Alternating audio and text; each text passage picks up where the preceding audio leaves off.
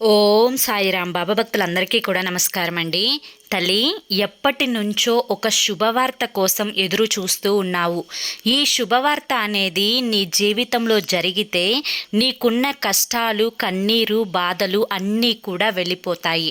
అటువంటి శుభవార్తను నీ చెవిన ఈ గడియలోనే పడేలా చూస్తాను అని చెప్పి ఒక సందేశాన్ని అందించడానికి ఈరోజు బాబాగారు మన ముందుకు వచ్చారండి.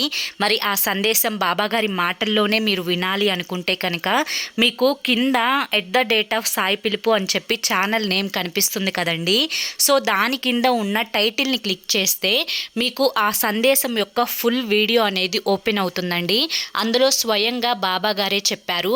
అంతేకాకుండా ఆ వీడియోలోనే ఒక శుభవార్త అనేది మీ చెవిన పడుతుంది అన్నారు. అంటే ఖచ్చితంగా బాబా గారి మీద నమ్మకంతో ఆ సందేశం అనేది అందరూ వినాలని కోరుకుంటున్నాను.